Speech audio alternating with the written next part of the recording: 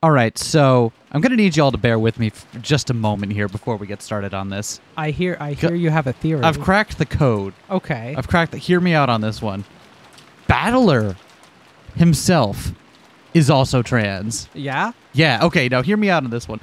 This has been something we kicked around since very early on when he mentioned that he was taking all of those supplements to grow up big and strong, right? Yeah. And we're all like, he started on that tea, that's pretty funny. And we're like, but no, what if actually, though? See, one of the things that's been bothering me for the while is the red text we get in the middle of the game, right? Where Battler's like, my name is Ushiromiya Battler. And we get red text about it was from Ushiromiya Asamu that Ushiromiya Battler was born. And then we also get in red text, you are not Ushiromiya Asamu's son. And from this, we spawned like this big mythos where like there would have to be a second Battler and and that would explain why like no one kind of sort of didn't recognize him upon return. But no, it's so much easier. It's just that Battler is trans. Battler isn't Asamu's son. Battler was Asamu's daughter originally. And that explains so much, like why he overcompensates and acts, and overacts the masculine part. All those, wellness drugs he was taking to grow up big and strong. Why he was scrawnier and smaller than Jessica and Shannon, despite being younger than them. Why he had to go away for 6 years, and why no one seems to recognize him when he returns home. So this theory makes Umineko the world's most beautiful T4T love story, doesn't it? It really does! This is the gayest straight game I've ever played.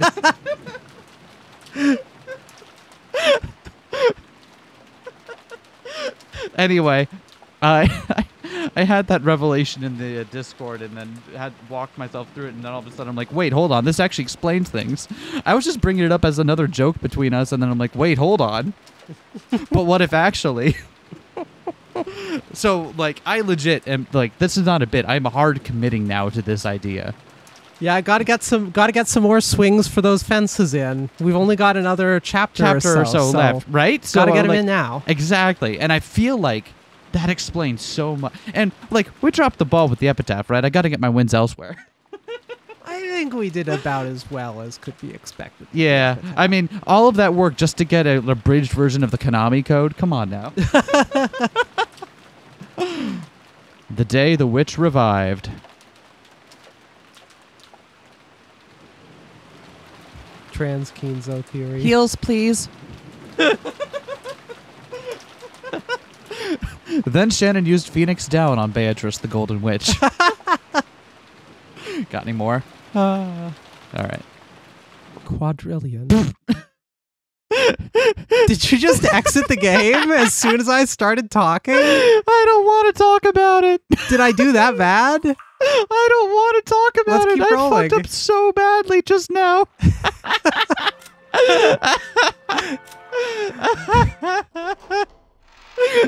I was about to click back in and no, instead I closed the whole game. Oh my god, I'm so bad at this. Thankfully, it kept recording.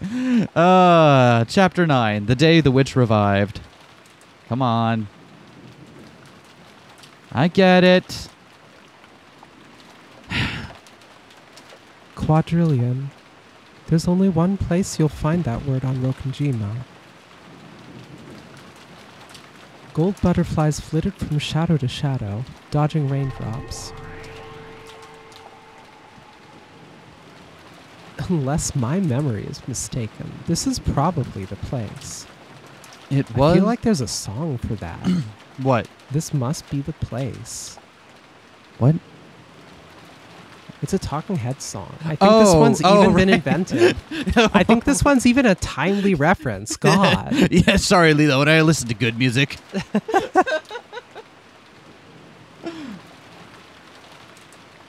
It was the chapel, that mysterious building, one of the oldest on Rokkenjima, which had been built at the same time as the mansion. It was called the chapel, but not once had Kinzo used it for worship, and the members of the family had never been allowed inside. There were strict orders that none approach it without reason, and its purpose has always been a mystery. However, all of these mysteries got boring after several decades.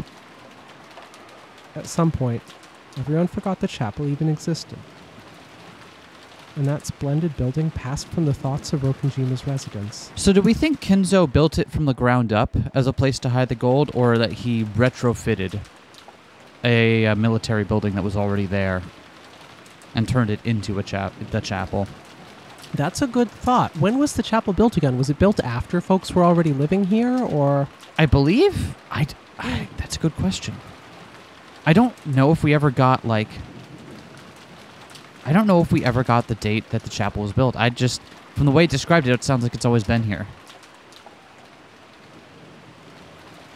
Of course, this had been true for Beato as well. Beato, who hated boredom, had no desire to approach places that humans never went. Her last memory was of the time she went in there to taunt Shannon as she tried to clean. There can be no doubt. That is it. Quadrillion. Beato looked up, above the door of the chapel. There was a relief displayed over an arch. Wow, what a relief!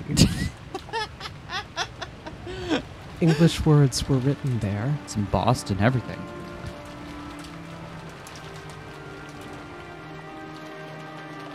You will be blessed, only at a probability of a quadrillion to 1. So, you thought that was the probability of someone solving this riddle?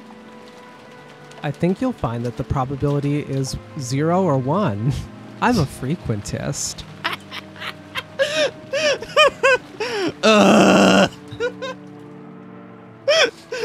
This chapel was built long ago.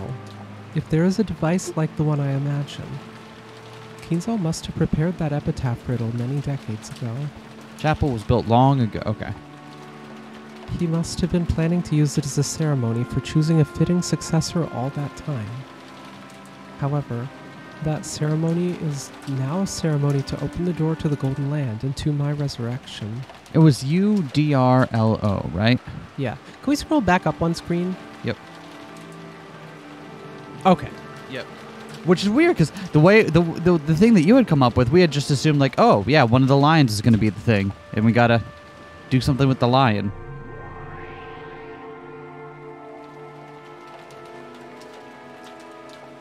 When I snapped my fingers, the ground bulged, and several snake-like dead trees sprouted up. They twisted around each other to form a ladder, which leaned itself against the door.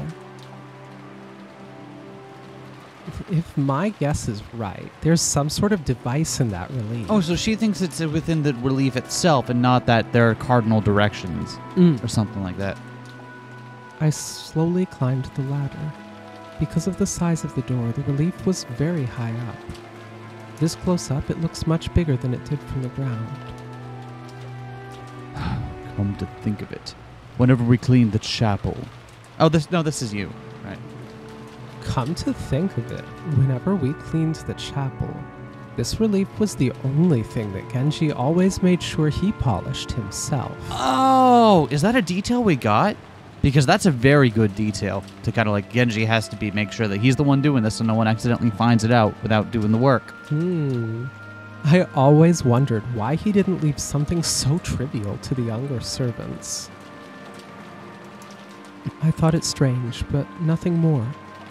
The master treasured this relief, so the head servant cared for it himself. I always accepted that excuse. But now I understand. There must be something in this relief, and Genji polished it himself to make sure that no one else accidentally found out.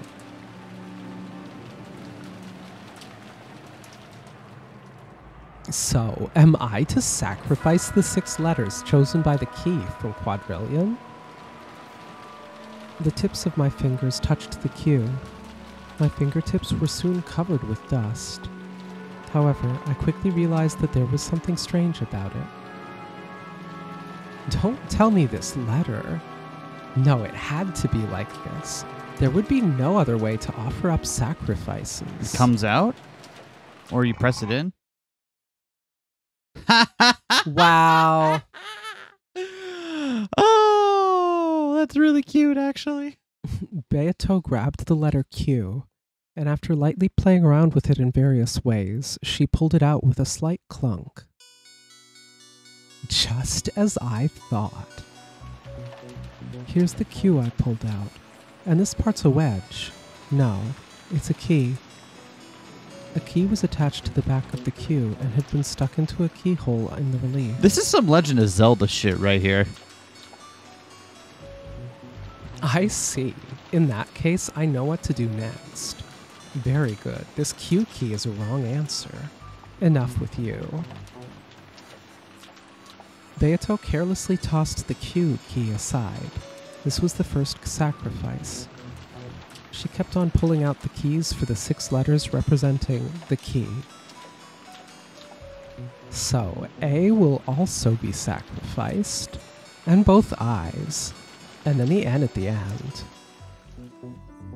Now I only sacrifice one L, but unfortunately there are 2 L's here. There were 2 L's. I didn't know which I should sacrifice. I tried pulling both out, but the keys were of different shapes.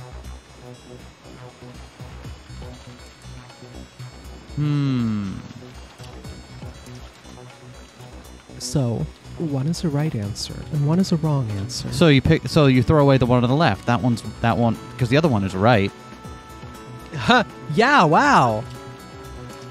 One of them's right, so you throw away the other. It's that obvious. Mm-hmm. Just like how if you're attacked in your home by someone who wants to kill you, you should go to the living room. Exactly. Well, there are only 2. If I make a mistake, I can just try the other one. Unless messing up sets off a trap that blows up the island, of course.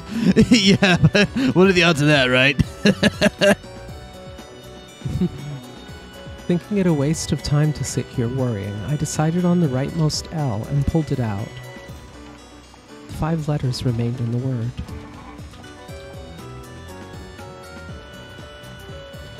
And now, the first twilight is over. On to the second twilight.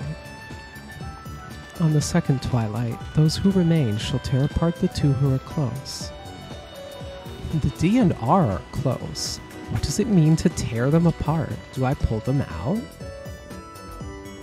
But if I do, there will only be 3 letters left. By this point, I was able to make a good guess at what the gouge and kill lines meant. Literally to insert keys or something? Yeah. Gouge and kill probably means to turn the keys and take them out. In that case, the parts about going from head to leg must mean starting at the left and going right. If that's the case, there must be 5 characters left on the board. In other words, tear apart doesn't mean kill. If so, then we can read tear apart to mean putting a gap in between the D and the R. But how? Once again, there are 2 ways to do it.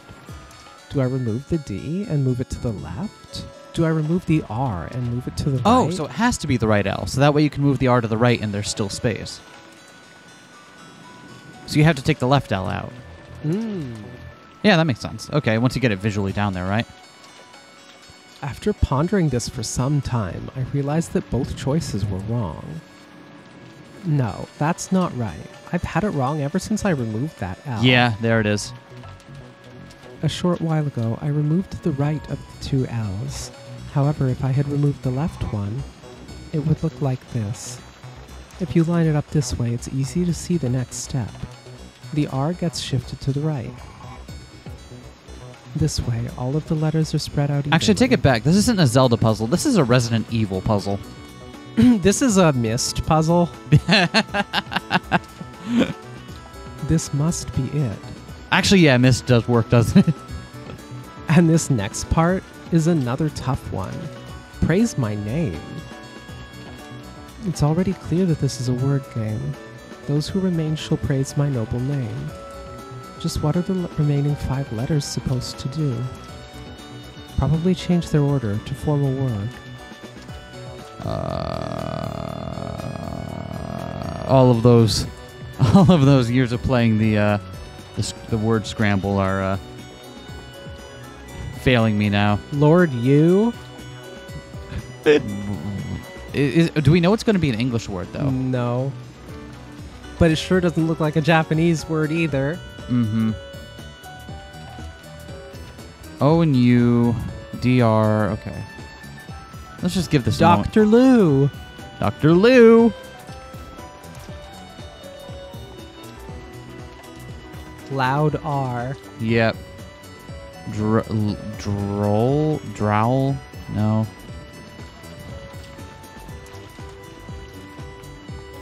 Dolo? Durl? No. Dorlu? Huh.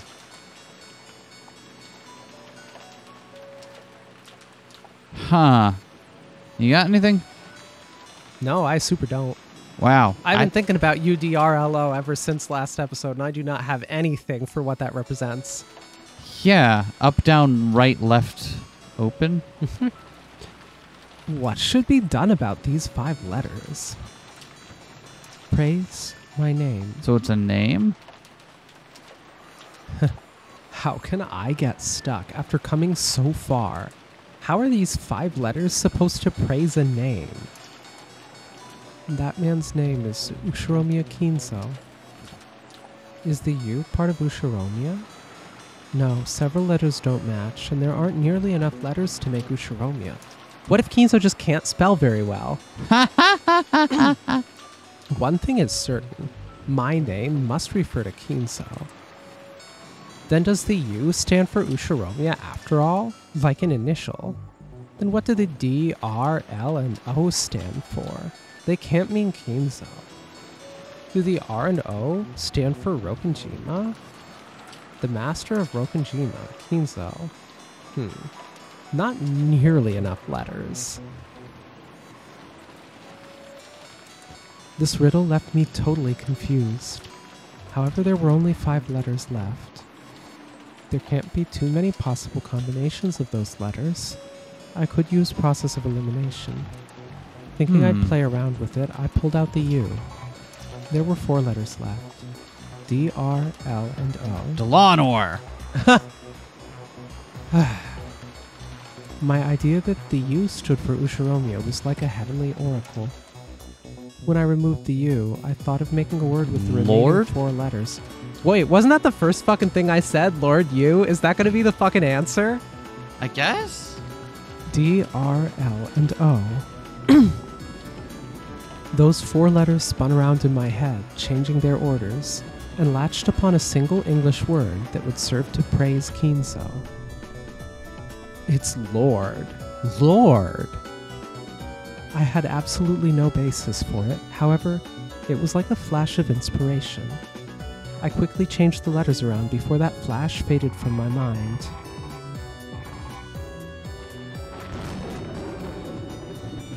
L-O-R-D. Lord. U. Ushiromiya. Lord Ushiromiya. On the 4th twilight, gouged the head. Oh. It was a key, so it wouldn't have turned if it was the wrong one, but it did turn. I managed to gouge it. I gouged the first letter, the L, with a click, and then pulled it out. Next, the 5th twilight, gouge the chest and kill. The O was gouged and pulled out easily. Then the R. Next, the D. And finally, the U. The tiny little Beatrice.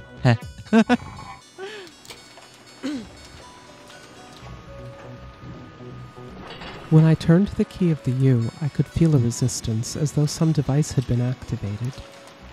God! I waited for something to change, but nothing did. However, I had felt something happen. A secret door must have opened up somewhere around here. Waiting around won't accomplish anything. I've probably done everything I can here. All the letters in quadrillion had been removed. On the 9th twilight, the witch shall revive, and none shall be left alive. So this way, has the witch, have I, revived? The 10th twilight. At journey's end, you shall attain to the power of the Golden Land's treasures once and for the last time. Once and for the last time. So if she solved it here, then how were other people able to find it?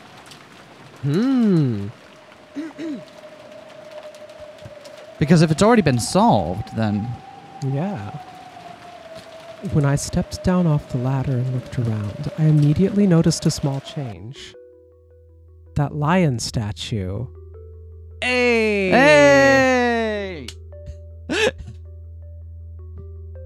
Once more with the random fucking guesses turning out to be right in some capacity. Oh, yeah. At some point, the lion statue in front of the chapel had turned to face a different direction. How did that work? Did Kinzo plan up this extravagant device back when he first started building on this island? I walked up to the lion statue and stared at it. Other than the fact that it was pointing a different direction, nothing had changed. In that case, is the lion looking at something in particular now? I followed its line of sight and saw another lion statue. And that lion statue had also changed its direction. Interesting. So, follow the lion guideposts. Maybe put the keys back before you leave so you don't make it obvious what was done. I mean, I guess people are going to notice the lion statues, but... As intricate as ever, I see, Kinzo. I wasn't complaining anymore. I felt a bit of respect and awe at Kinzo for setting up such an intricate device and having it go undiscovered for all these years. There were lion statues standing like guardian deities at the entrance and corners of the chapel. The direction they faced had changed, pointing around to the back of the chapel. There was something there. Oh, hey, we were right, though, about that part. Yep. Although, I mean, admittedly, some of that was sheer dumb luck, but... I believe you mean magic. Oh, I'm sorry. You're right. Absolutely magic. Oh. So it's a military bunker. It was no longer a surprise. This was after the contraption with the letters. After being guided by the lions. So when a gaping, open, secret passageway appeared with stairs leading down to the darkness below, it wasn't surprising to me anymore. So, is this the entrance to the Golden Land, Kinzo?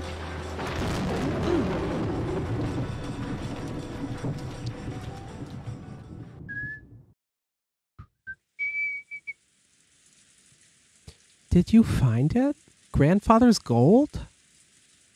Yes, it took ages and ages, but I had reached the Golden Land. According to the previous games, there was an underground VIP room there, along with 10 tons of gold, right? Yes. After going down a rough stairway, there was a door at the end of a passage. Inside, it was beautifully furnished, a true VIP room. And was the gold all you found there? Yes, at the time. It would be a lie to say that I was not dizzied by the sight of all that gold stacked high.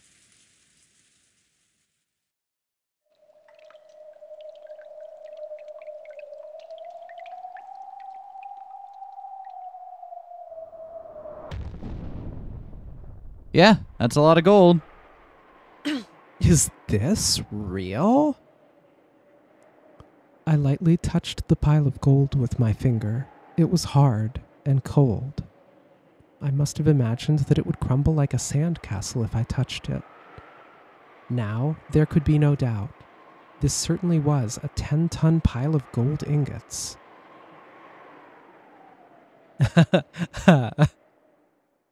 Considering the amount of gold I had just found, I figured I ought to be crying out in delight. I didn't really feel like laughing, but I thought it only good manners to do so in a situation like this, so I forced it out. What good is finding a big ton of Nazi gold if you don't laugh maniacally after it, right?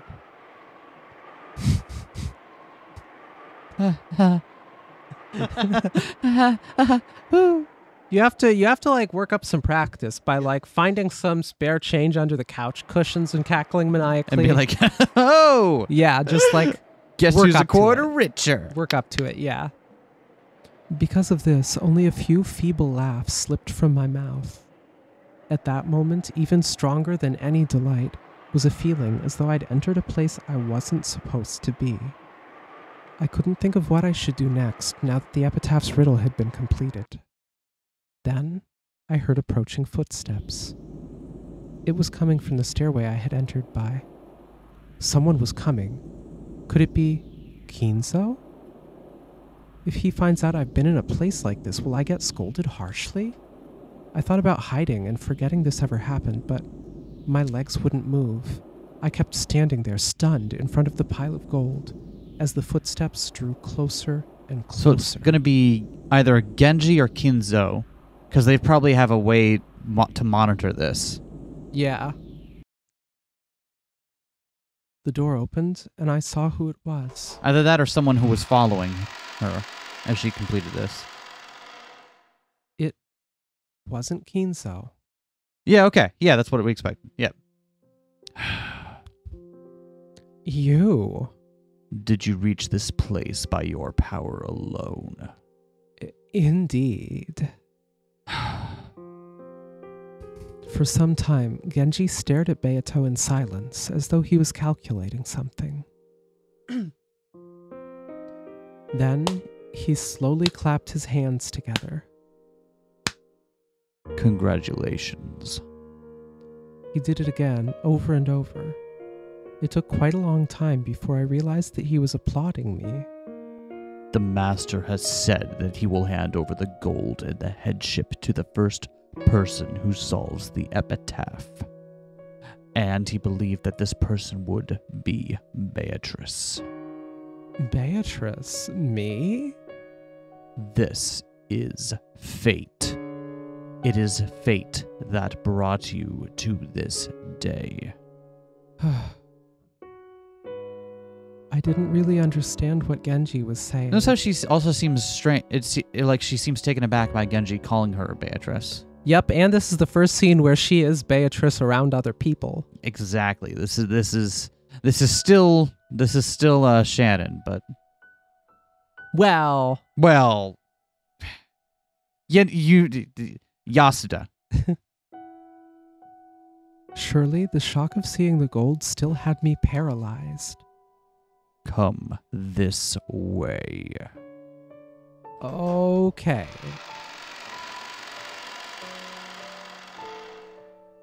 Genji opened a closet.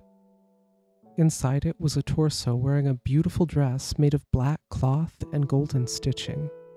When I saw it, I understood immediately. It was the witch's dress. The black dress worn by the Beatrice in the portrait. Change into this. This is... It is something that you once wore. I've never worn a dress like this. However, I understood what Genji meant. This dress was one that Beatrice once wore, and the one who displays a miracle by solving the epitaph is Beatrice. Gee, it's quite unfortunate for Genji that the one person who solved it is the one person who's got just the right level of psychological instability to take that literally.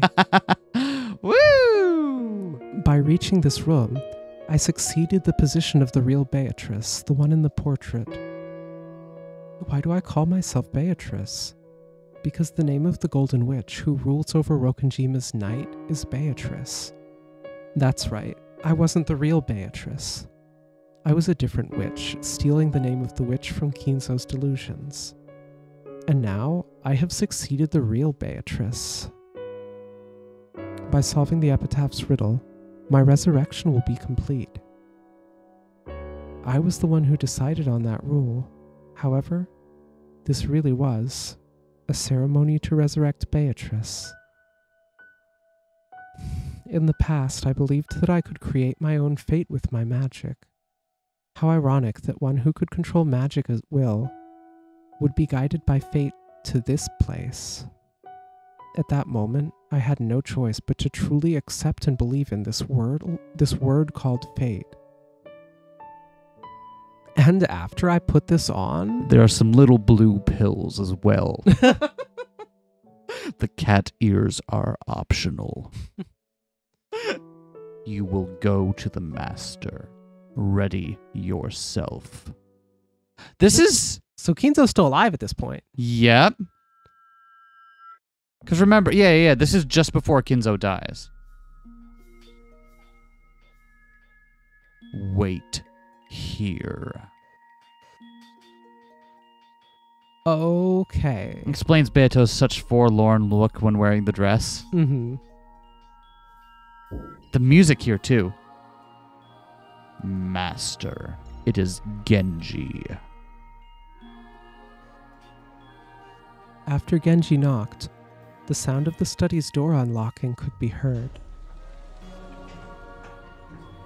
After a single glance telling me to wait, Genji entered alone. Hey, I wonder what's going on up here at the... Whoa! I cannot believe that this day has come. Fate can be such a strange thing. Kumasawa was with us too. I thought this dress, which didn't really suit me, would lead to a lot of jokes, but she didn't laugh at me at all. On the contrary, when she saw me, her expression had turned stern, as though a long-awaited day had finally come. Are you super apprehensive about what Kinzo's about to do? Because I am. Yeah? And Genji, knowing full well what Kinzo has done in the past, is still leading. Yeah? My heart raced. Supposedly, anyone should have been able to solve this epitaph. There shouldn't be anything strange about me solving it.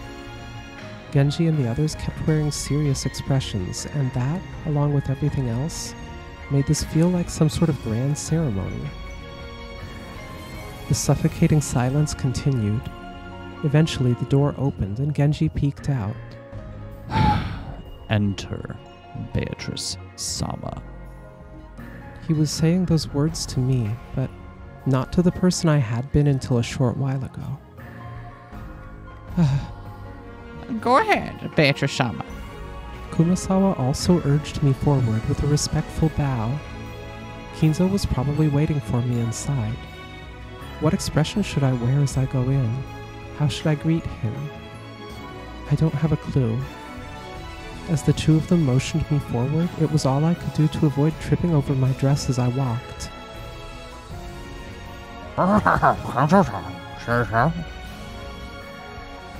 Kinzo was crouched on the ground, as though kneeling before the portrait of Beatrice.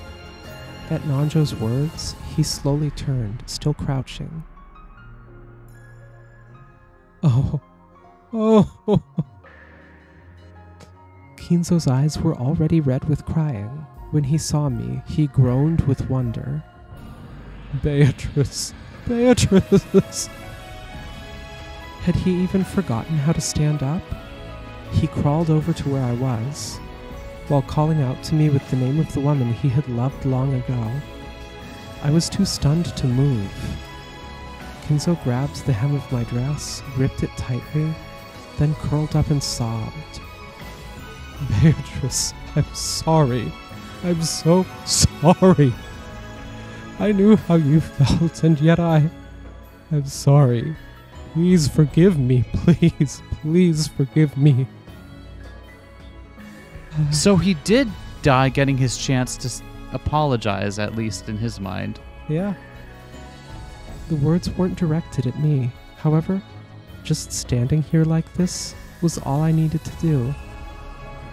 Kinzo's moment of atonement, the moment he had spent half of his life searching for, had finally come. A human's life is stained with sin, so humans seek forgiveness while they still live. However, in most cases, the person capable of granting such forgiveness is no longer on this earth. It was like that for Kinzo, too. The one he sought no longer existed in this world. Instead, that forgiveness had been woven together by a miracle. And now, Kinzo had received it. Oh, Beatrice, you need not forgive me. You need not say anything. I simply needed to apologize to you just once. Oh. Kinzo kept grasping the dress's hem and sobbing. The sins of humans are not forgiven from without. Forgiveness is found through regret and repentance. I want to believe that some sin, some fault of his, has been forgiven thanks to the way I look. Kinzo's sobbing gradually ceased, and he slowly looked up at me and rose. He looked unsteady. Nanjo rushed forward to support him. So, I see that you're alive. I'm glad. This time these words weren't directed through me, but at me. I hesitated, unsure how I should respond.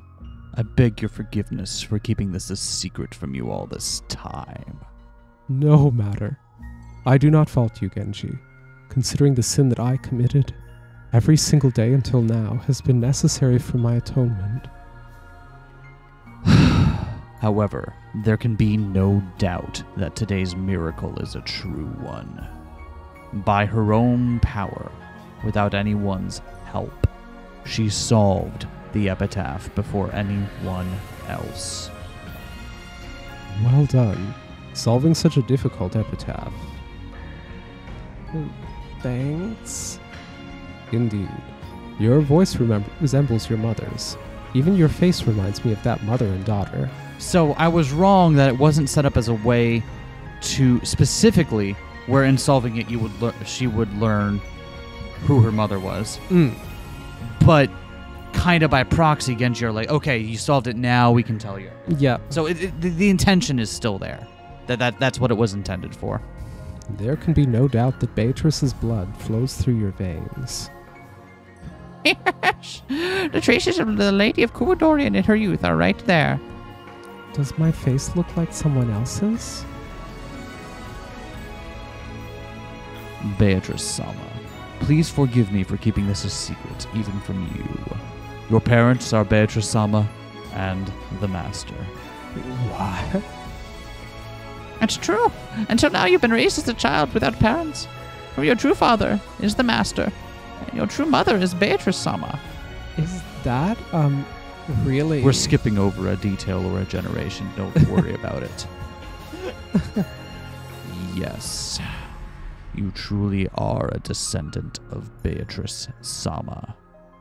Is such a strange fate really possible? I've dreamed about it. Dreamed about what it'd be like to be the Golden Witch, Beatrice, but that dream had been mine alone. I dreamed that if I solved the epitaph and carried out its ceremony, I would revive as the true Beatrice. So, is it okay to believe that since I've solved it, Beatrice really has revived? I truly carry Beatrice's blood? Yes.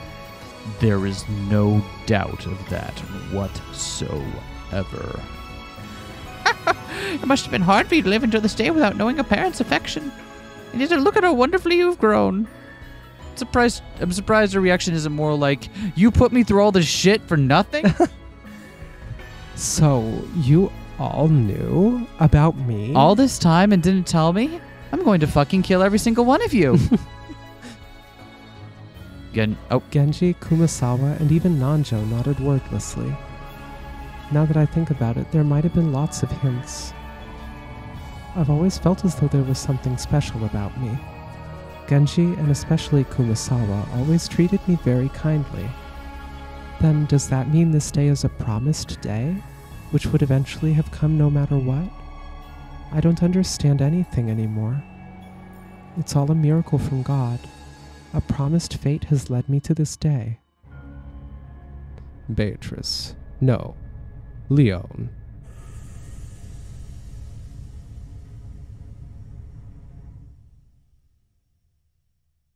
What? That is the name I wanted to give you. It is your true name. Leon. I will now return to you everything that Beatrice gave me. I return to you the gold, as well as everything of the Ushiromiya family, which was created by it. Kinzo stuck out a hand that looked like a rotting tree. On his finger was a ring with the one-winged eagle crest, the symbol of the Ushiromiya family head. He pulled it off, grasped it tightly, and then held it out to me. I didn't know what to do. Slowly, as though they were being drawn forward, I held out my hands, palms up. After pressing his fists against my cupped hands, Kinzo slowly opened his hands and let the ring drop. Leo, my child, all the ways your fate has been toyed with until today were caused by my sins. Please forgive me. You will now inherit my ring. You are the new Ushiromiya family head. So what the fuck? Shannon has been the Ushiromiya family head for a while now.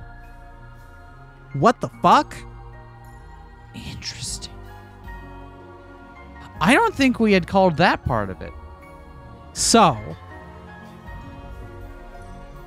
we did and float, and the story floated, the idea that maybe the solution to everyone recognized it was Kinzo and so on was that someone had succeeded the headship and had the ring and so on. Yep. And I think that we briefly brought up maybe it could be whoever's behind this shit. Yep. But I don't think we ever got this far. This far into it, yeah.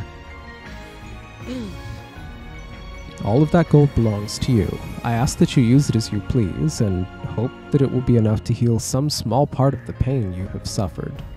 That trifling amount of gold may be nothing in comparison with the sin I committed, but even so, it should be enough to bring you some comfort. Fuck, you're a fucking monster, Kinzo, but you do know how to form a good apology. I mean, he did all the steps. He's explaining, I fucked up. There's no way I can make this better. Here's literally all the money in the fucking world. You will never need for anything again. You know, it's the old Ushiromiya, just because I'm an asshole doesn't mean I'm an asshole. There's a lot of that going around. Thank you. Leo, I have one final request. What is that? Could you call me? Sorry, what did you say? Could you call me Father? I understand why you are not able to. I have not been a father to you in any way. Furthermore, you have been raised without knowing anything about a father. I realize that it's not a name you can call me by. And I realize that I have no right to ask this of you, but even with that in mind, please, if I could just hear that, I would have no further regrets. After being asked like that, could I possibly have refused? Even if I am his child, I truly cannot acknowledge him as my father, so it felt very strange to say it, and yet I decided that saying it was the right thing to do. Only God can truly forgive sins, but though it may be temporary, people can be saved by the forgiveness of others. Yes. Father.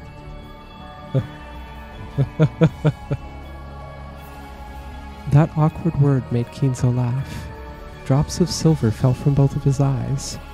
At that moment, the shadow that had covered his face was wiped away. Thank you, Leo, my child, and Beatrice as well.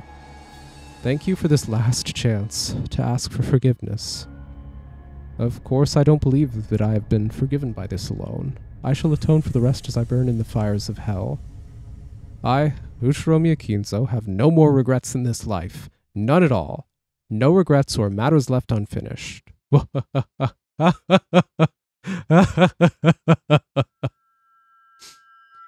Looking up to the heavens, Kinzo spread his arms as though facing an applauding audience, laughing at the top of his lungs.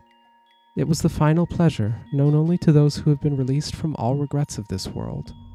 Kinzo's laugh weakened, and when it disappeared, he dropped to his knees, like a puppet with its strings cut, and slowly fell to the ground.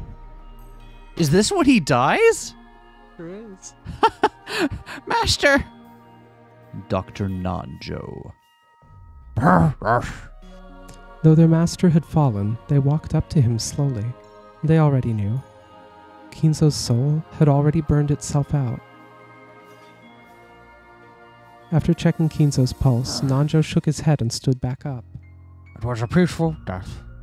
I don't think he had any regrets at all. It may be that the master died long before now. It was only his magic and tenacity that kept him here for so long. And he finally had a chance to apologize to Beatrice-sama for everything and finished everything he had to do. Please, rest in peace. I believe that you have redeemed yourself. Father. By fucking around with the life of this one child over here, you have redeemed yourself. That is the hard lie that I, Vorove Genji, am committing to. That was the one-night reunion between me and my father, and also our final farewell. I find it really interesting that one thing we were way off base on is we assumed that Kinzo had done all these horrible traumatic things to Shannon. Yeah, we assumed he was a much bigger monster than he actually turned out to be. He's still a monster. Still did horrible things to Kuwadori and Beatrice. Oh, But yeah, absolutely. I expected that Shannon's life was a continuation of that and that was part of the motive. And that's not the case. It's telling a different story than I thought it'd be telling. Yeah, very much so. This gold all belongs to you now. If you wish to exchange it for money, I can arrange for that. It was pretty well done. Anyone, any of our dreams in this world can be granted with money. It must be tough to think of what to do with this much money when it suddenly comes your way. There is nothing I desire among the things money can buy. Unless, can I start Amazon? Has that been done yet? So, for the present, I would like to leave this here. Of course, I'm glad I have a lot of money. However, money can't heal the pain in my heart. I just want him to come back. As you wish. Then it shall be left here. Also, take this key. What is this? It's a key to the underground VIP room. If you use it, you won't need to use that entrance contraption. She was the only one who knew the answer to the epitaph's riddle, and the only key to this place was now hers.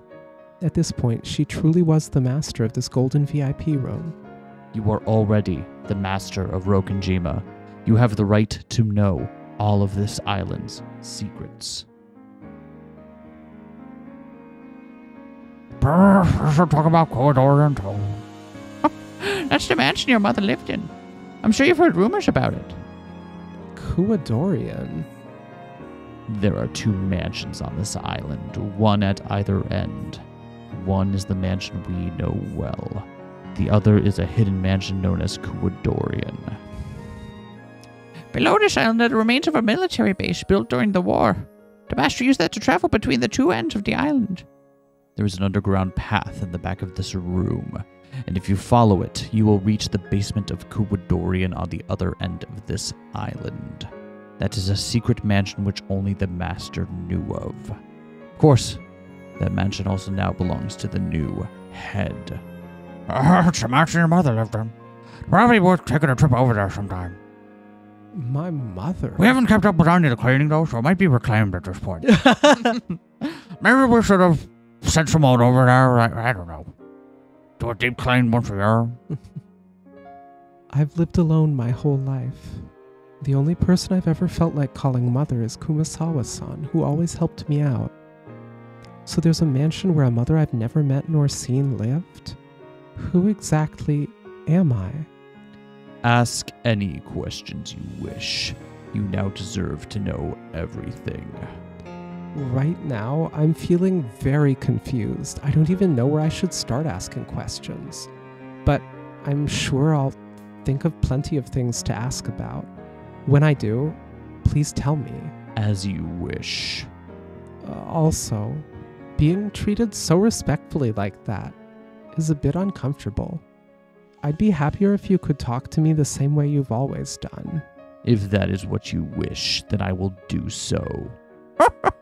That's easier for me too. Well now, what will we do now, Genji-san? Kinzo-san is dead. I will tell Kraus-sama and Madam that he has passed away. So we were right, the KDA didn't involve them. The actual KDA didn't involve Kraus and Nazi. Originally, at least. Originally. For at least the first couple minutes or hours. That's funny. Then we will tell them that Leon Sama is the official successor to the headship. After all, from this point forth, you are the Ushiromiya family head. Me as the head? And isn't Kraus Sama the successor? The one who solves the epitaph's riddle is the successor. There exists a will specifying this much. The Master's final order was that you were to inherit everything. Please, wait. I appreciate the sentiment, but I can't do the job of being the successor, and I can't accept such a big responsibility. I think it would be better for Kraus-sama to inherit that role. Oh, you know what I just thought about? What? Shannon is Battler's aunt. Hate that!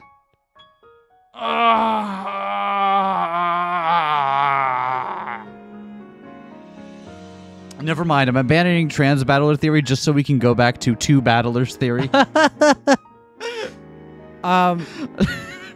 She's also,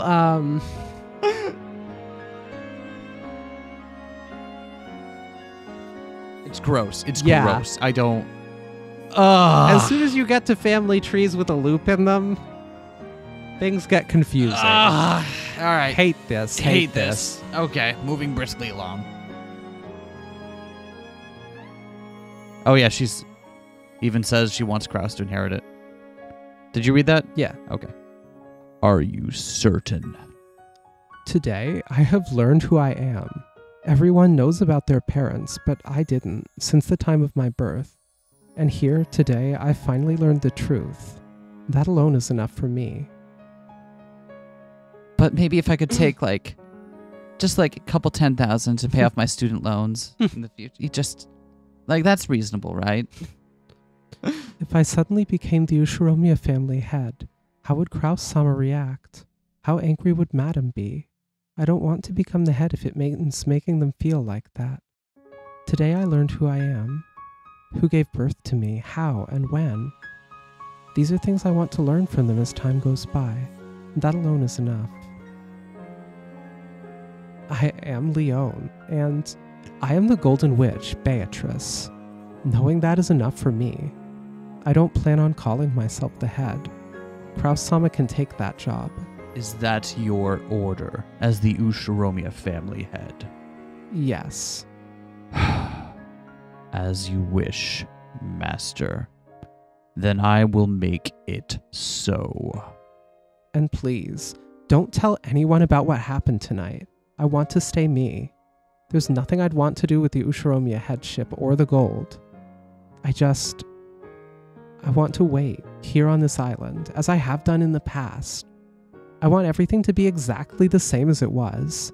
That's my only wish. As you wish, Master. Everything that has happened tonight will not go beyond those present here. Kumasawa, Dr. Nanjo. That is the wish of the new head. Oh, that's what you want, and I have no objection. Get us on well and trusted everything to you. This is what you want to do, and none of us will complain. You say exactly the same as it was, but do you really mean exactly the same? With no differences at all? Yes, we'll keep this a secret. This place and the gold will be sealed away. If I need money, I'll ask you about it then. That's enough for me. As you wish. The device leading to this place and the key both belong to you, and all of us swear to keep the events of this night a secret. Kraus-sama will be the successor, but in my heart, you will be the only true successor. As you have ordered, we will behave the same way as we always have, but please order us whenever it suits you. You are my only master. Thank you very much. Getting a whole lot of mileage out of surprised Genji face in this chapter.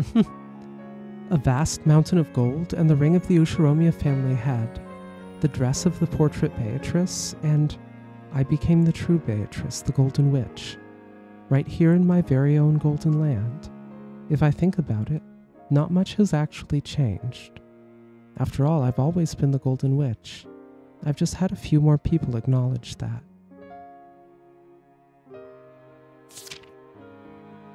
Anyway, who wants to play Twister? November 29th. That's how we celebrate headships and successorships here on Rokkenjima. Honestly, it's a bit tone deaf, but... November 29th, the day I became a true witch. Is that the other one? 07/15/11/29? Sure is, isn't it? Battler's birthday and the day that she becomes the witch.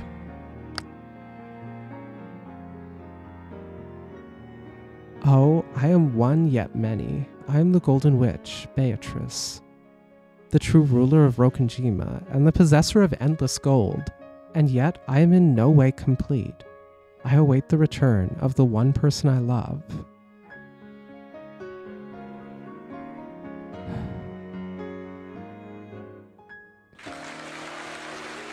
I sure hope she doesn't murder and order us to murder some people a few years down the line. That would kind of suck. Huh. What if... That's a lot to take in, isn't it? So, hear me out. Yeah, hearing you out. What if the chapter 6 shtick was a clue where Battler set up fake murders? What if that's what actually happens, at least to begin with, or was the plan or something, that Shannon, Battler's back, Shannon is like, hey, let's make a murder mystery, and you guys all said I can order you, so you'll help me, right? Nanjo, the medical examiner, so you'll say that the people are dead, right? And like, Genji and Kumasawa can help me get people in the right place. She just tried to do a murder mystery dinner party, and it went wrong. Exactly. Oh, that's good shit. All right, so what's worse? Shannon being Battler's aunt? Or if the game tries to come up with a way to be like, no, actually, that's not actually what's going on. Don't worry about it. They just act like their family. I think I hate both. You sure? I think there's not an answer that's right here. Really? I'm just asking the questions that the game is presenting us. That is the end of my tale. Oh, is that all? But aren't the next 2 years pretty fun? We don't need them. After all we've heard in the past games about your inner conflict and how you suffered, you don't need to say anymore. You mean the conflict of the furniture with incomplete souls? There was a duel. The result had almost been decided. However, the year 1986 was incredibly merciless. Oh, but you cursed your fate. Yes. If it had been 1 year sooner, or else 1 year later... The duel would have been settled. The way it got settled would have been different. Silently, Claire hung her head. If only I had been given time. Or else if I hadn't been given time to worry. I hate everything. You know, a lot of kids your age say that. I think it's justified with you, though. Why did it have to be 1986?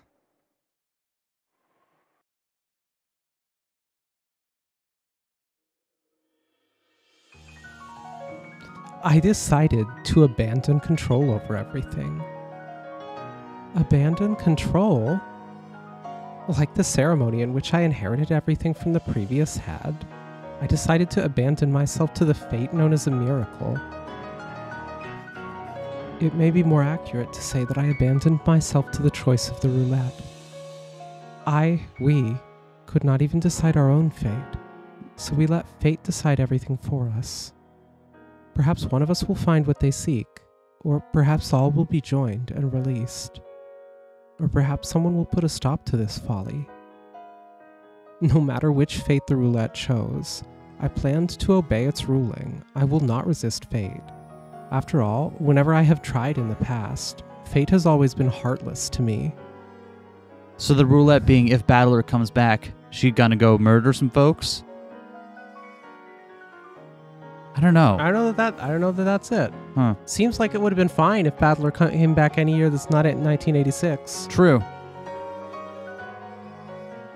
Claire hung her head and let a single tear drop down. Humans will carelessly say that people possess infinite possibilities. However, the Endless Witch knows how limited those possibilities really are. So out of her limited fate, she tried to create the infinite. By entrusting her fate to God, she tried to create the infinite. However, this did not mean that she was resigned to her fate. She spun the roulette of fate with an unshakable and certain will. Yo, I'm in this one! A certain fate where absolutely no one could escape if the epitaph was not solved. She sealed off the island with it, herself included. October 4th and 5th, 1986 were sealed away by an absolute and certain will, and she abandoned herself to that short span of time and the one fate out of many that would be chosen on that island. And now, my confession is over. Isn't that enough to place my motive for the crime? If you still do not know, I will say no more. It's not as though anyone could understand my heart anyway. Yeah, there's no need to say anymore. Leon, after watching how I have wandered through a dead end of fate, do you see how great a hope you are to me? I'm a different possible you. The happiness you live in makes me jealous, but even more overwhelmed with happiness. So, was the implication of their conversation above that this is indeed her way of sending a message to Battler, trying to get him to understand? Like, that is just... Maybe. You need to solve the epitaph. You need to understand these truths for yourself, and then... The future you represent was a possible one. Right now, that fact alone is my salvation. Please, live with enough happiness for the both of us. I'm glad I got to meet you once, at the end. You have my thanks, Lady Burncastle. Huh? I'm just carrying out your funeral. There's no need to thank me. Well, it's about time to end this. It's about time to send the dead to the land of the dead. Yes, this is my funeral after all. It's time for me to go back to where I belong. Don't make that face, and please, rejoice that you were not me. After all, I rejoice in that fact as well. I'll live life for the both of us. Thank you. Live in happiness, and someday, find yourself a wonderful person. I pray that you live as a human without awakening as a witch. That you have a whole and single soul, and love one person with all your strength. I hope you live that sort of life. I will. No, I will. You, Leon. It's not that hard. Wilson, I thank you for being an observer. You aren't the one I truly wanted to understand me, but you have saved my heart. I understand you. I don't neglect the heart. Thank you. That's what this little hot sauce streak means right here. That means heart non-neglector on the scene. So, now that I have a splendid observer who understands me, I want to entrust my final moments to you. You're sure we're okay with it being me? Yes. For me, the important thing is whether this person understands me, not how well I know them. The one I wanted to understand didn't. A person I don't know did understand. There's nothing sad about it. On the contrary, I'm grateful for this miracle. A person was able to understand even though he has no relation to me. You are a good observer and the only one who has managed to understand me. That connection is strong enough. Oh, understood. I offer my heart to you, nameless and wonderful observer. I haven't... Okay, you know what? Sure. Leon, stand back. Huh? What's going to happen? In the mystery genre, there can be no death unless the detective performs the last rites.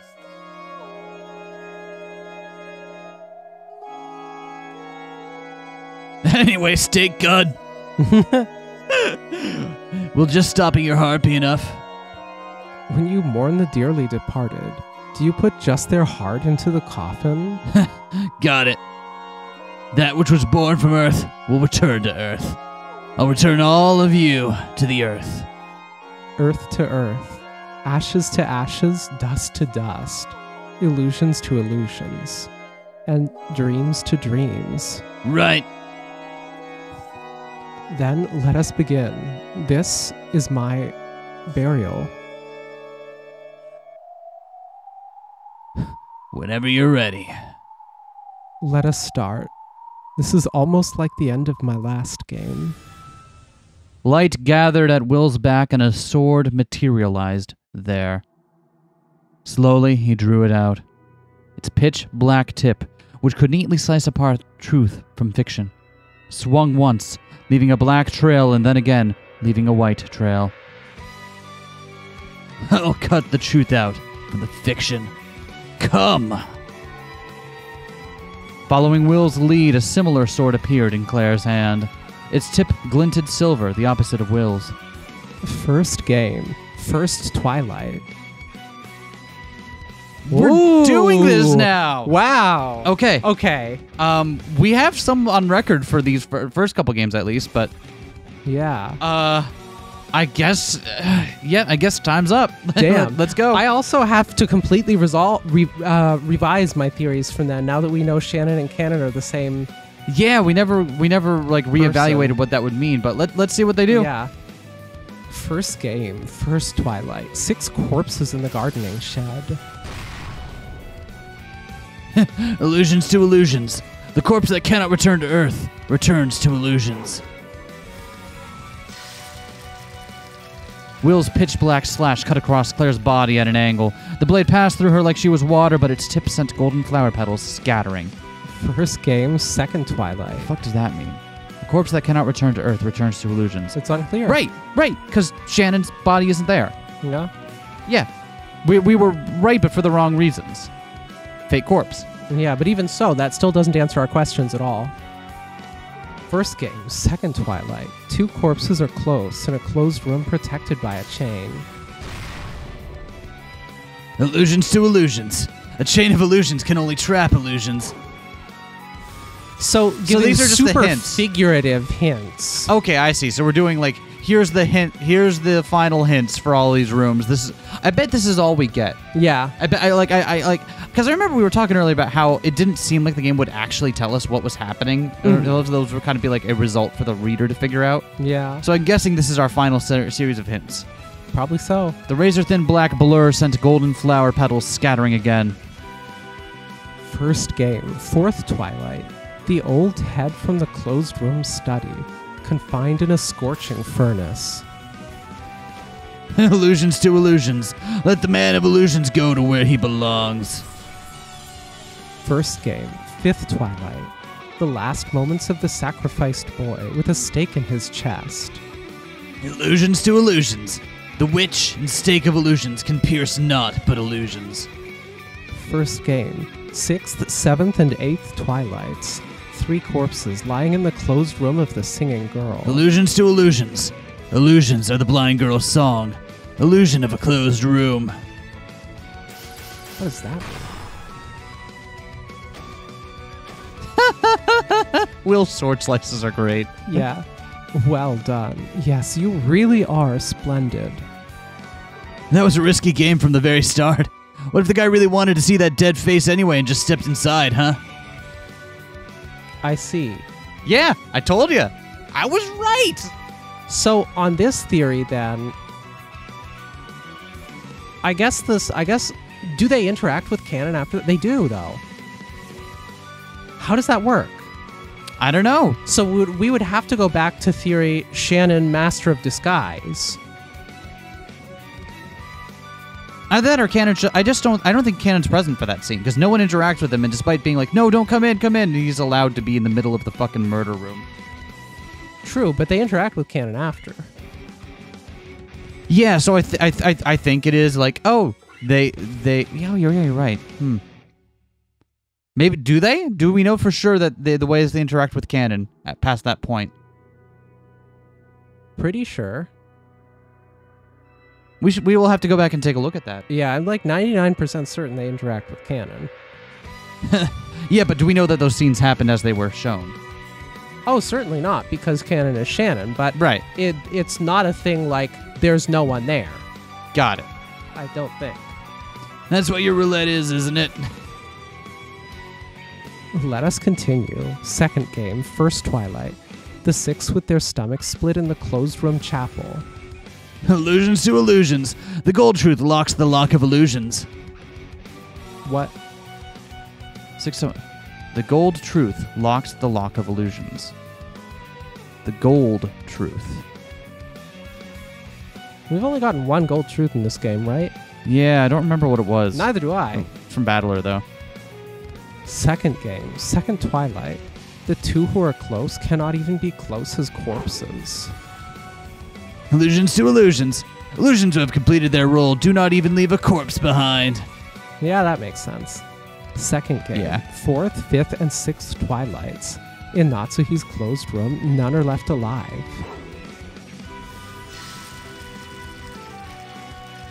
Earth to earth. No one would dispute a coffin is a closed room, right? Interesting. This is the first different answer. So, no one would dispute that a coffin... Fourth, fifth, and sixth Twilights in the second closed game. room.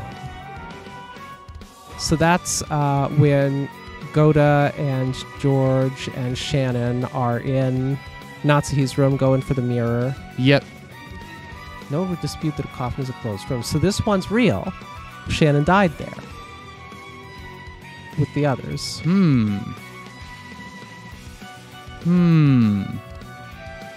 Interesting. Second game, seventh and eighth Twilights. The two sliced to death by the red-eyed illusion. Earth to earth. Illusions to illusions. No illusion can create a corpse.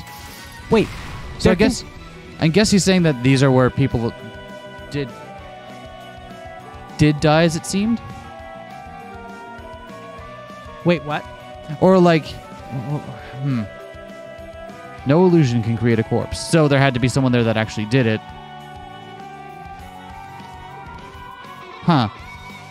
Interesting. Every time the blade passed through Claire's body, golden flower petals flew everywhere. So I guess it's saying that, like, for that one, you have to assume there is someone who actually did it. Not that there, yeah.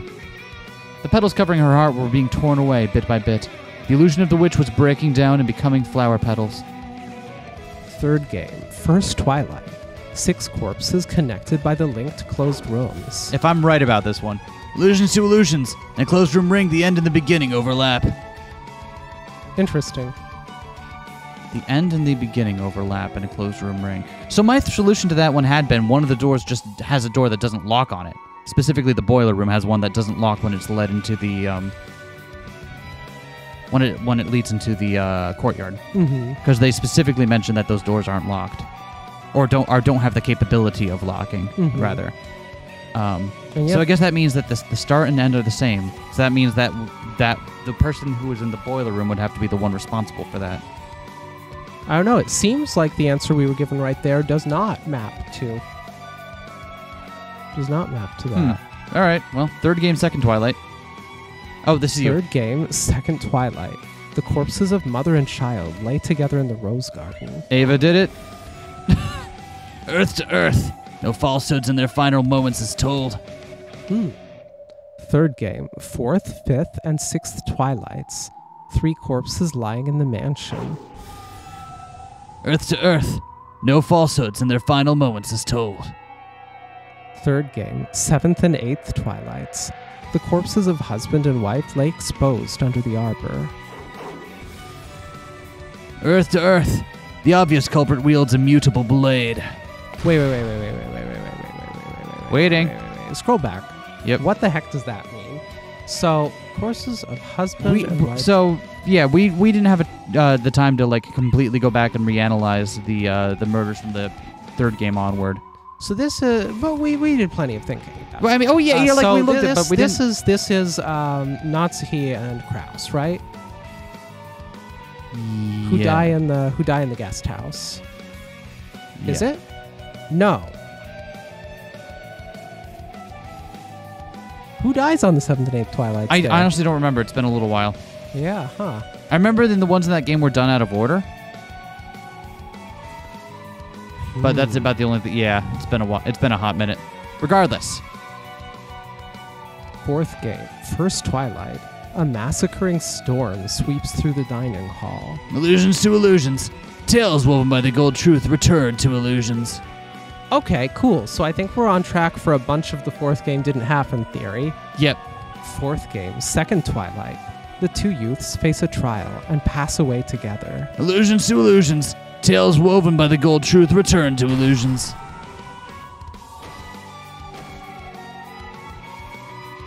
4th game, 4th, 5th, 6th, 7th, and 8th Twilights. None of the runaways are left alive. Earth to earth. Illusions to illusions. Silent corpses adorned by fiction. 4th game, 9th Twilight. And none shall be left alive. Earth to earth. Illusions to illusions. When fiction is shut up inside a cat box, it becomes truth.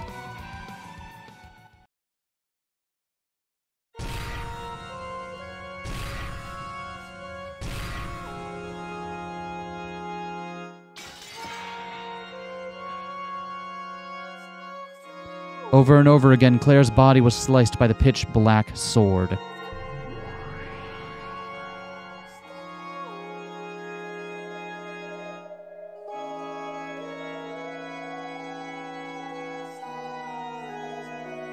As proof, the chapel was now filled with golden flower petals which danced around like gold snow. It's beautiful. Who wouldn't want their last moments to be like that? The gold snow was like confetti at the finale of a show. The curtains were finally falling on the stage. That was her. Then, one final question. Sure. Claire slowly raised her hands. The sword she held became golden rose petals and melted away. She stood there, arms wide, waiting for the final strike.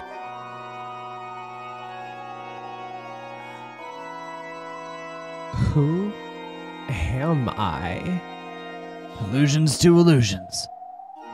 The promised reaper lowers the curtains on the tale regardless of the witch's will.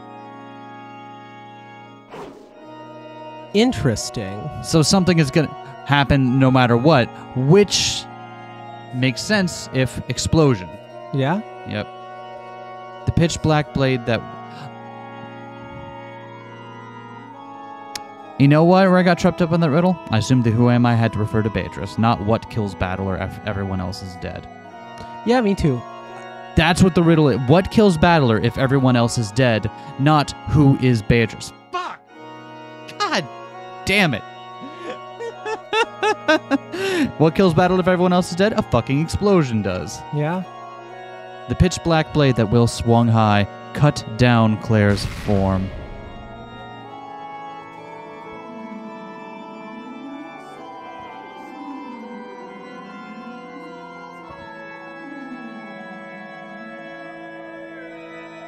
At the same time, she was blown away by a gust of wind.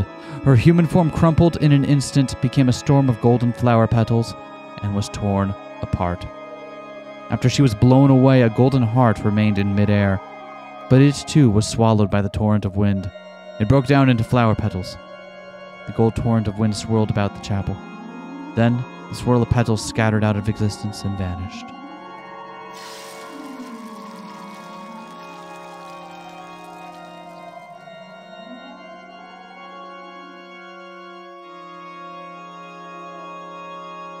A few remaining petals danced around like snowflakes, and those final vestiges decorated the chapel beautifully.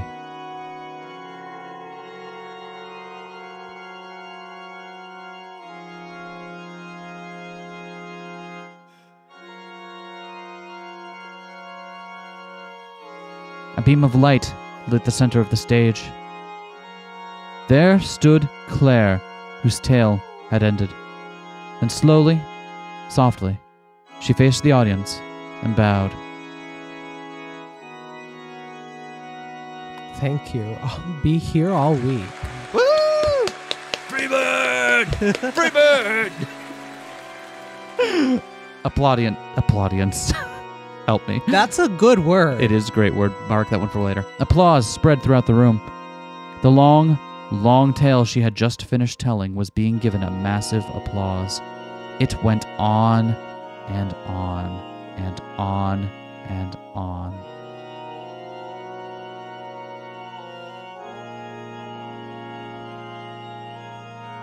The stage slowly sunk into the darkness of oblivion.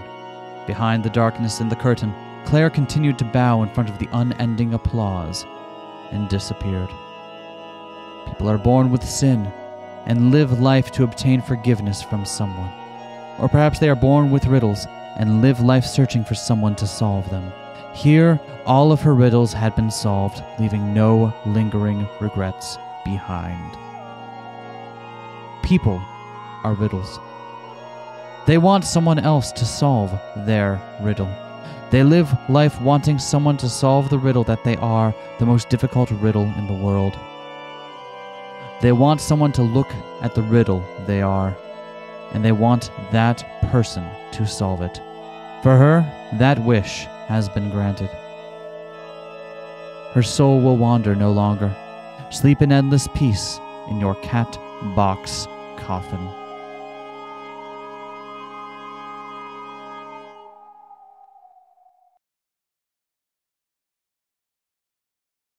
Umineko's kind of sad, huh? Well, I don't know about y'all, but I could go for some nachos. You in, Leon?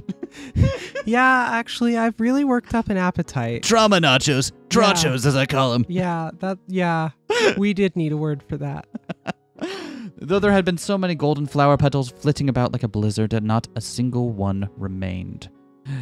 Everything had become dust, vanishing as though there had been nothing there in the first place. And all was silent once more. Come to think of it, even the sound of rain is gone. The rain must have stopped at some point. Meeting you was her salvation. I hope so. She cursed herself and her inescapable dead-end fate, and she gave up. Meeting you, a happy miracle in her eyes, saved her in a way that nothing else could. So don't make that face, okay? That was a pretty tasteful ending for you. Ow, only told me to carry out the funeral. Well, I pretty much just called a facilitator and let you do everything. Thank you, Will. Nah. In Claire's place, I want to thank you.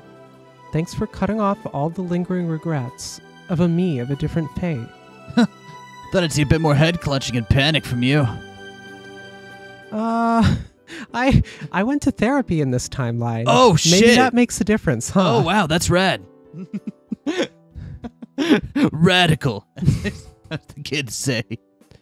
I understand now. I realize how happy my life has been. If fate had toyed with me, and if I was living in another world, I might have gotten stuck in the same dead end of fate. However, thanks to an extremely improbable bit of good luck, I live in this world. I now know how much that means, how much it's worth. Yeah. What's up? Why the surprised look? I thought decent witches didn't exist, but I might have to change that theory. Don't worry, no need to change it. I only joined that kid's game to kill some time. And though I lost, I enjoyed playing. That kid died without folding up the game board. I just took charge of cleaning up as thanks to her for letting me play and because of the loser's duty. I was sure you'd be a lot crueler than this, actually. Crueler? No, cruller. Like the pastry? Cruller. They don't make those anymore. What? Wait, what happened in your timeline? Hold up. Sidebar all this. We're figuring out what's going on over in Leon land. You'd be surprised. They can just close beloved donut factories anytime they want. Oh, that's awful. The heartlessness. I know, right? So many people out of jobs. So many people without donut holes. I've wondered sometimes if I could still find a pack on eBay. They're probably For like... old time's sake. They're probably like gross by now, right? This belongs at a museum. I feel like we're... Okay. Okay, bro. I thought this would be a cruel game that neglects the heart. Yeah, it was a cruel game. Though she claimed that the game was a fantasy, I brought you along and made it end as a mystery. The illusion of the witch has been spectacularly crushed, and my little bit of revenge is complete. This tale of intertwined loves ends thanks to an absolute and certain willpower. Out of respect for that certain willpower, the Witch of Certainty made that kid a witch for just 2 days. Even within this limited span of 2 days, I've been able to enjoy an endless kaleidoscope. I won't be bestowing my favor, so no miracle will occur. However, even this ending is something that child wished for. I wonder which truth actually lay at the end of this endless tale. Who knows? Not being able to say that for sure is what makes it a cat box, right? When you open the box, you get a tale where no trace of the mansion remains, and no one except Ava survives. Now that Ava has died without saying anything, all the truth is inside the cat box. Endless possibilities, all kept within a limited box.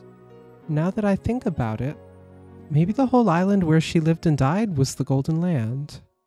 You can call a cat box a golden land, that is. By the way, Battler has written up the most fun tale imaginable inside of the cat box. You mean that book in Beatrice's coffin? That's right. It's the happiest possible tale for her, which he thought up himself. It was a really fun, love-filled, happy tale. I also think that tale was the most fitting one to put in her coffin. So the one that she thinks is the best ending for Beatrice is the 5th game, then, the one Battler wrote up. Interesting. Happiest possible tale for her, which he thought of. Oh, are they not referring to the 5th game board? Yeah, I don't know that they are referring to the 5th game board. Oh, okay. They're referring to whatever's in this coffin, but I'm That not was sure written that's by that. Battler. Huh, all right. No, that's wrong. Huh? I like being contrarian. You heard Claire. You are her hope and salvation. More than anything else, you living on in happiness will be her salvation. What I'm saying is you need to get in the coffin, Leon. I think that's what we came around to, right? I'm not quite following, but... Yeah, but you're going to do it anyway. Live For some happily. reason, you're really convincing. Well, I know, right? I don't Is it get the it. swords I carry with me? They're pretty menacing. How tall are you? What? I'm like, I don't know, 6'4". With the swords? Oh, with this. Oh, I didn't get what you were doing until just then. Live happily. That's all you need to do to be that kid's miracle. Yes. I'll live happily enough for the both of us. I'm surprised you found this kid. Didn't you have to search through like about 200,000 of them in that vast sea? Such trivialities are all that I'm capable of. And now the funeral is over. As promised, I've released the barrier. Once you leave, time will start moving again like normal. So you're done with us now. If I don't get back quickly, Deanna will start scratching at the curtains. Is that Will's cat, Diana? Yeah. Right? Yeah. We weren't together long, but thank you for your help. No problem, bro. So long. Be happy for the sake of the hundreds of thousands of other yous, all right? Bro? One more bro for the road? Bro. For the broad? Bro. Bro. Can I get your Bro. phone number on the way out? What? Yeah. What do you mean? I already gave it to you. Check your pocket. When he left the chapel, a beautifully after-rain sky stretched out above him. That sky, which was a mix of rain clouds, gaps of sunlight, and the tint of twilight, had a beauty to it that couldn't be described in words. That didn't stop us from trying, though, and please see the previous paragraph. Will slowly descended the stone stairs, stepping through puddles. Then he waved without looking back and left the chapel behind. The fucker gave me a slip of paper that just says 2. It's my phone number. And my social security is 69. His form and footprints gradually faded away until there was no trace left. Okay, time for me to disappear too. Goodbye, Leon. I have you to thank as well. I believe I said some fairly inconsiderate things to you. You have my apologies. You taught me something very important. What is it? No, it's nothing. It's been a century since anyone's thanked me, so I wasn't sure how to respond. Peace. Berncastle shrugged and then floated up into the air. I'm up here now. Then she looked up at the beautiful 7 colors of a light shining into the stained glass and spoke as though someone was looking down on her from there. Our Aurora. Was that enough of an answer check for you? If you still don't get it, why not gather the other observer witches and have a tea party or something? Then you can listen to all of their theories. I mean, so I won't go any further than this. There are no witches who don't think. After all, witches who don't think either die or turn to seaweed. Yes, now you can look back and have a drink while seeing how much of your theory was right. I'm tired of playing the part of the bad guy and of being a Miko. You are done with me now. Goodbye, Leon. And bye to you too, observer witches. Aw, goodbye to you, Bernie.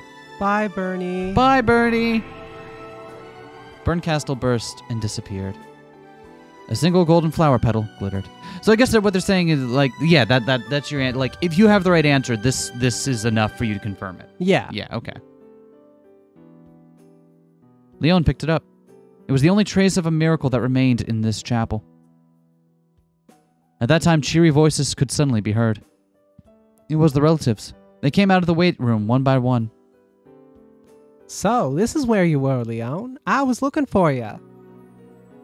This Mom. ends like a fucking young adult isekai. Not, like, coming back, like, Alice stumbling back into the real world. Like, oh, we were all wondering where you were.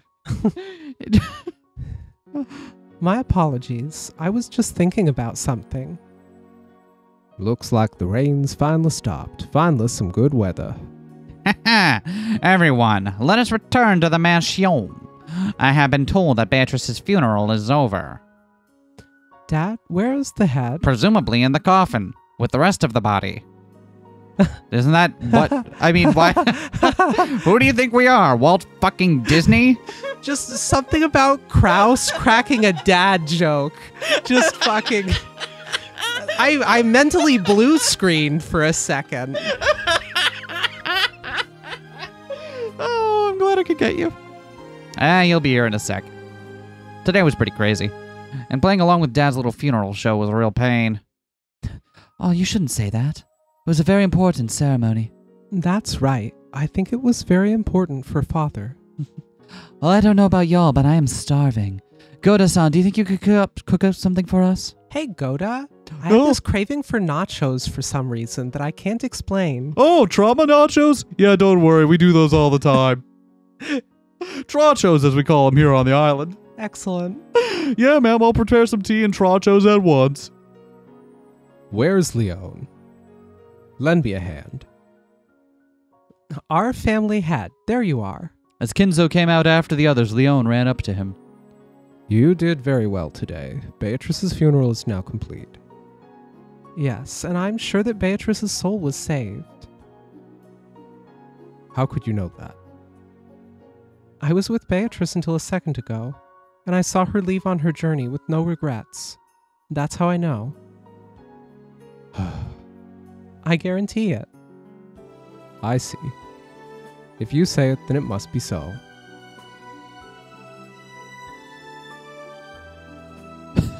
Also, do you have a phone that accepts one-digit phone numbers?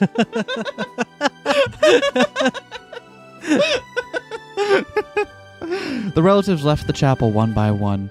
Leon left too, giving Kinzo a shoulder to lean on. A beam of sunlight peeked through the clouds, looking like a staircase leading up to heaven.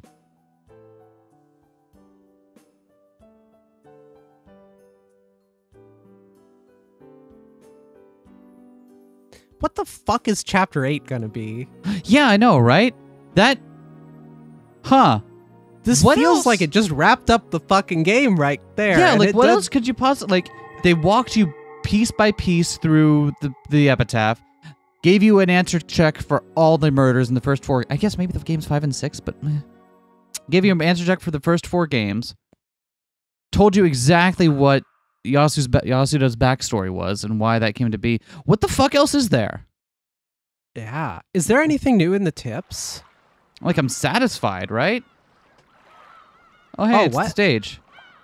Hey. Don't worry, we'll do the tea party and stuff next. Well, we'll do the tips when we do the tea party and stuff, because those generally don't take as long. Okay, yeah. So we'll do the tips when we do the rest of that. But don't worry, we'll do the tips.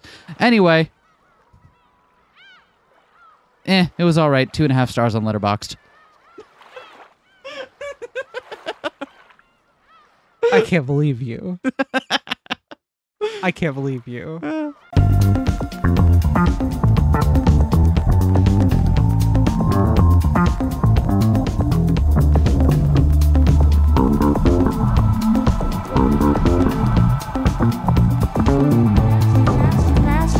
Smash that like, comment and subscribe.